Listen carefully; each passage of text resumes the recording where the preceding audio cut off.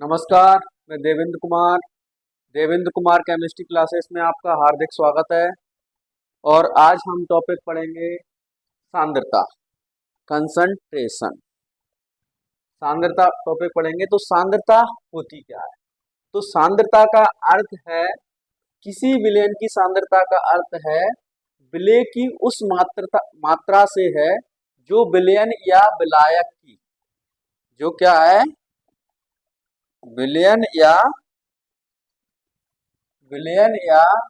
विलायक की निश्चित मात्रा या आयतन में घुली हो। एक बार फिर से करेंगे। क्या है कि किसी विलयन की सांद्रता का अर्थ क्या है, विलेय की उस मात्रा से है। यहाँ पर सांद्रता क्या है, क्या बता रही है? विलेय की मात्रा को बता रही है। और क्या बता रही है? विलयन या विलायक में निश्चित मात्रा में घुली हो। जैसे हमने क्या किया, एक पात्र में क्या लिया, निश्चित मात्रा में क्या लिया, विलायक लिया। निश्चित मात्रा में क्या लिया हमने?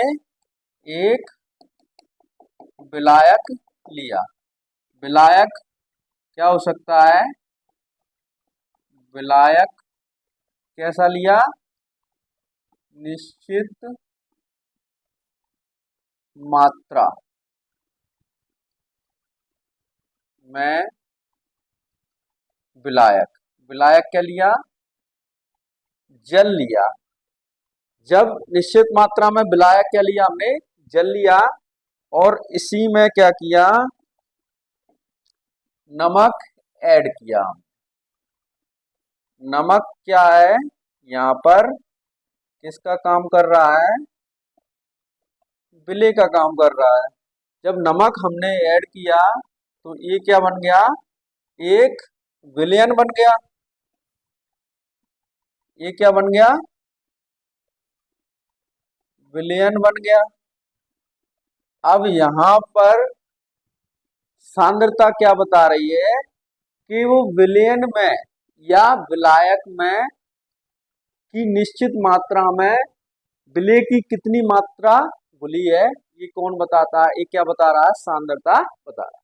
तो किसी भी, तो परिभाषा क्या हो जाएगी? किसी विलेय की उस मात्रा को, विलेय की मात्रा डाल ली अपन ने, और जो क्या है, विलयन या विलायक की निश्चित मात्रा या आयतन में घुली हो, वो क्या कहलाती है? उस विलेय की या विलयन की क्या कहलाती है? सांद्रता कहलाती है। तो विलयन की सांद्रता क्या है कि विलेय की उस मात्रा से है जो विलयन या विलायक की निश्चित मात्रा या आयतन में घुली हो। अब आगे पढ़ते हैं अपन। क्या है? विलयनों की सांद्रता को व्यक्त करने की विधियां। Methods of represent concentration of solution. तो सॉल्यूशन की सांद्रता को हम किन किन विधियों के द्वारा व्यक्त कर सकते हैं? तो देखिए, हम दो तरीके से इसकी सांद्रता को व्यक्त कर सकते हैं। एक तो मात्रात्मक रूप से और एक गुणात्मक रूप से। तो गुणात्मक रूप से हम पिछली वीडियो में पढ़ पाए हैं। तो गुणात्मक रूप से क्या होता है? ये तनु विलयन होते हैं,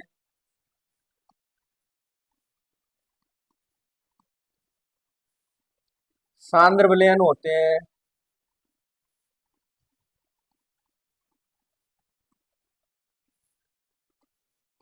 संतृप्त विलयन होते हैं,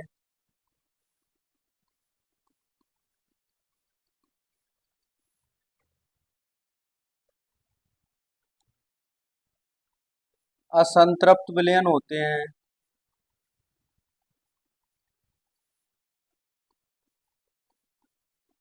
असंतृप्त विलयन और अति संतृप्त विलयन। ये क्या पढ़ रहे हैं हम? गुणात्मक रूप से पढ़ रहे हैं। गुणात्मक रूप से पढ़ रहे हैं। अब देखिए मात्रात्मक रूप से हम पढ़ेंगे। तो मात्रात्मक रूप से सबसे पहले हम मोलरता पढ़ेंगे, उसके बाद मोललता पढ़ेंगे, उसके बाद नॉर्मलता पढ़ेंगे,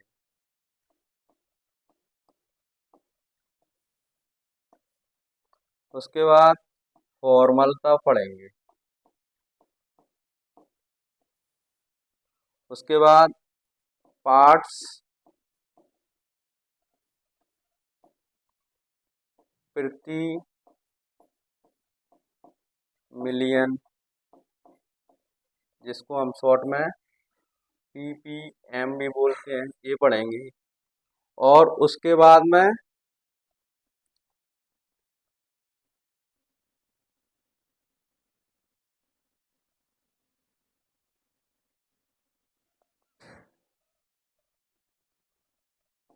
प्रतिशतता पढ़ेंगे, प्रतिशतता पढ़ेंगे और मूल प्रवाह,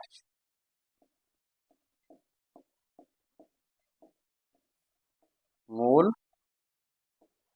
प्रवाह। तो ये 7 सांद्रताओं को व्यक्त करने के लिए 7 विधियां हैं, जिसमें मोलरता है, मूललता है, नॉर्मलता है, फॉर्मलता है, पार्ट्स प्रति मिलियन है, प्रतिशतता है और मूल प्रवाह है। ये मात्रात्मक रूप से इनका अध्ययन किया जाएगा। तनु विलयन, सांद्र विलयन, संतृप्त विलयन, असंतृप्त विलयन और अति संतृप्त विलयन के बारे में हम पहले से ही अध्ययन कर चुके हैं। मूलरता, मूललता, नॉर्मलता, फॉर्मलता, पार्ट्स प्रति मिलियन, प्रतिशतता और मूल प्रवाह, इनको हम एक एक करके पढ़ते चलेंगे। सबसे पहले मूलरता पढ़ेंगे, मूललता पढ़ेंगे। अब नेक्स्ट है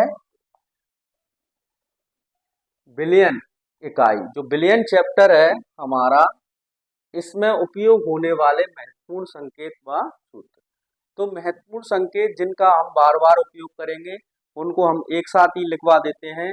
कहीं बार बाद में आपको ये दिक्कत ना आए कि सर ये W क्या होता है, M क्या होता है, N क्या होता है, X क्या होता है, और जो बीच बीच में आते चलेंगे इनको और कराते चलेंगे। तो यहाँ पर W से तात्पर्य है द्रव्यमान से। यहाँ पर W से किससे तात्पर्य है? द्रव्यमान से।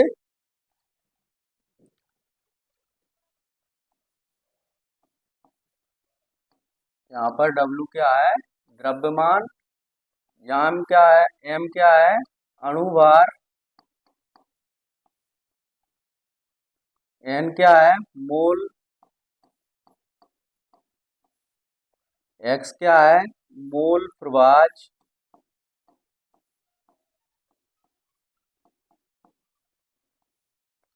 ये क्या है? विलायक, जिसका हमने पहले भी बता दिया है। ये क्या है? जब भी हम ये लिखेंगे तो वो क्या है? विलायक। V क्या है? विलेय। उसके बाद जैसे W है, तो ये क्या है? ये क्या, W ये क्या हो जाएगा? विलायक का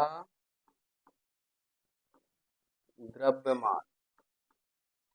W ये क्या हो जाएगा?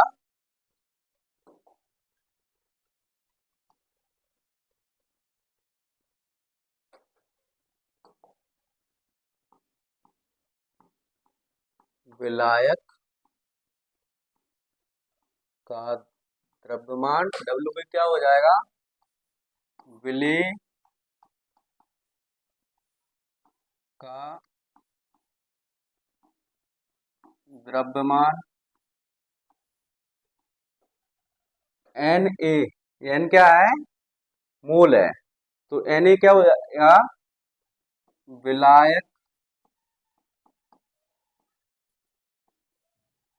की मोलों की संख्या। एन भी क्या हो जाएगा, विलेय के मोलों की संख्या। एक्स से क्या हो जाएगा, विलायक का मूल प्रवाच। और एक्स भी क्या हो जाएगा, विलेय का मूल प्रवाच। एम भी क्या हो जाएगा, विलेय का अणुभार। और एम ए क्या हो जाएगा, विलायक का अणुभार। ये विलियन चैप्टर में कुछ संकेतों का उपयोग बार बार होगा। जब हम मोलरता पढ़ेंगे, मोललता पढ़ेंगे, नॉर्मलता पढ़ेंगे, फॉर्मलता पढ़ेंगे, इन सारी चीजों को पढ़ेंगे तो इनका उपयोग होगा। मोल प्रवाच पढ़ेंगे, ठीक है, और पार्ट्स प्रति मिलियन पढ़ेंगे तब इनका उपयोग होगा। तो इनको हमें याद रखना है।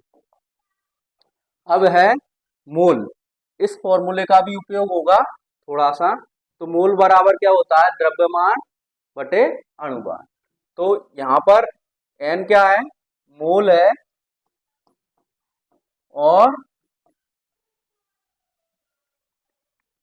और इसका क्या आता है, द्रव्यमान बटे अणुभार। अब देखिए, जब हम मोलरता पढ़ेंगे और मोललता पढ़ेंगे तो एक फॉर्मूले का उपयोग होगा, एन वी बटे डब्ल्यू वी अपॉन एम, इसका उपयोग होगा। तो यहाँ पर हमने पहले भी पढ़ लिया है, एन वी बराबर क्या होता है, एन वी बराबर क्या होता है, देखिए, विलेय के मोलों की संख्या, और डब्ल्यू वी बराबर क्या होता है, विलेय का द्रव्यमान, और एम भी क्या होता है, विलेय का अणुभार। तो फॉर्मूला क्या बन जाएगा अपना, विलेय के मोलों की संख्या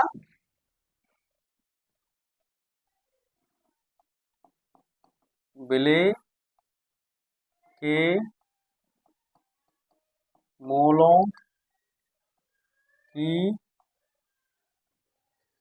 संख्या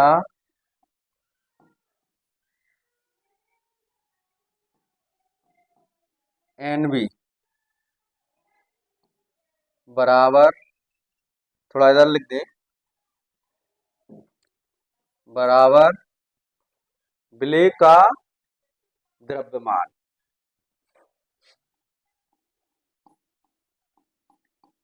विलेय का द्रव्यमान,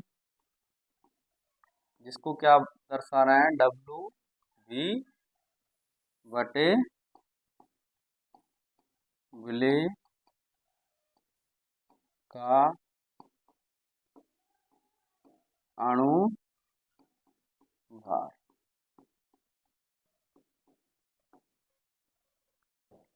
ये इसका फॉर्मूला बन गया, जिसका उपयोग इस चैप्टर में बार बार होगा। इसका उपयोग इस तरीके से, तो ये एक इम्पोर्टेंट फॉर्मूला है एन बी। द्रव्यमान हमेशा किस में लिया जाएगा, ग्राम में।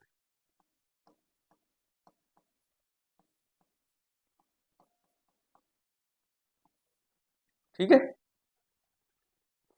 इस अब अगले टॉपिक में हम पढ़ेंगे मूलरता। अगले टॉपिक में हम क्या पढ़ेंगे? मूलरता।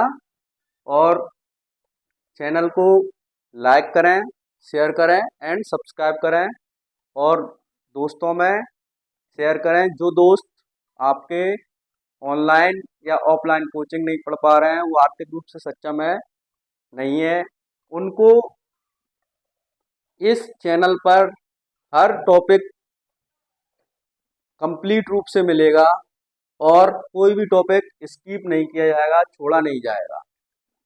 धन्यवाद।